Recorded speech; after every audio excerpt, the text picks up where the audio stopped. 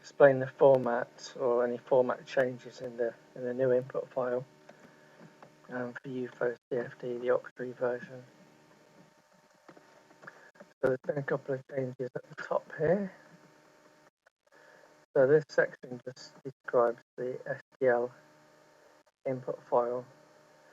So we've got one input file. In this case, it's called tornado binary.stl. You have to specify that it's a binary input file for the geometry. This one here gives you the option of saving the STL file after it's been read in, which sometimes can be useful because it gets cleaned of any dodgy triangles when it gets read in, so you can save it after it's done that. VTK format, that specifies whether you want to save the VTK files as ASCII or binary. And then this is the restart option. So this is the new feature which allows you to read in from an old solution. So basically, a case has just been running. It's done 1,000 iterations and it's got down to minus 0.5 on the first residual. So that has created your, if I can find it, that has created your octree.vtk file. So then imagine you want to restart from that solution. So, you know, for whatever reason, you know, you've ran it and then you've looked at the solution, then you decided you want to run it some more or something like that. Then you can reread this. So you're not rereading the mesh because the mesh is created on the fly, but you can restart from an old solution. So it's just reading in the flow field. In order to do that, you need to change this to octree-old.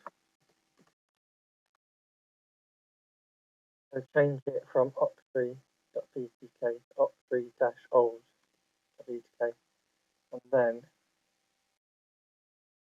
it will look for that file when it does the restart. So in order to restart, you select 1, and then it will reread that file. And I've tested it, and it should work whether you're using an ASCII or a binary VTK file. So we'll save that and restart it. So if you notice, the residuals have gone from well, something close to 0 to minus 0.5. And when we rerun, it's going to create the mesh just like it did the first time round.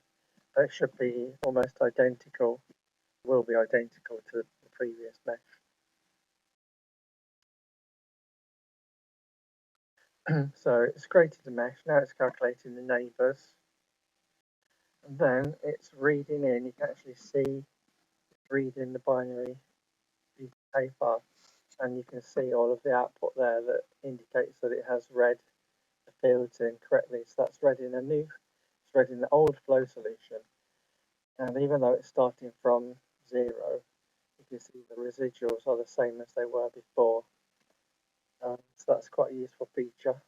I hope it's useful anyway. So I don't need to continue that, but I can quickly have a look at the flow solution as it stands by reading in the old VTK file. It's also useful to read in, have the geometry loaded in at the same time, so it gives you a sense of perspective. And simply take a slice,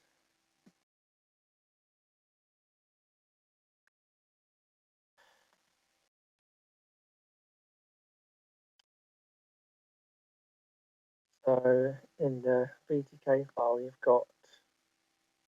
we're looking at the levels at the moment, the octree levels.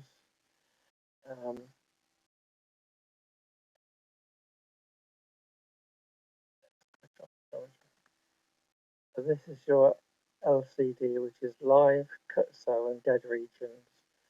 That just indicates how the mesh has been marked by the geometry.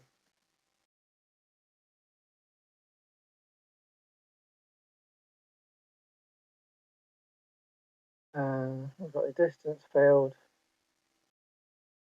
and then you've got the wiggle, which is it's used in the solver, and it's an indication of the sort of the instability or the wiggles in the pressure field. That's quite useful for applying the smoothing in the flow solution. So the wiggle, and then you've got the other normal properties as you would expect. So you've got density,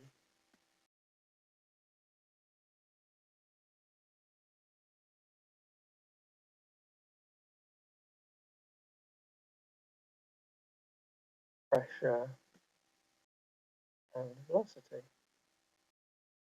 Yeah, that's just a very quick overview of the new capability for doing VTK restarts.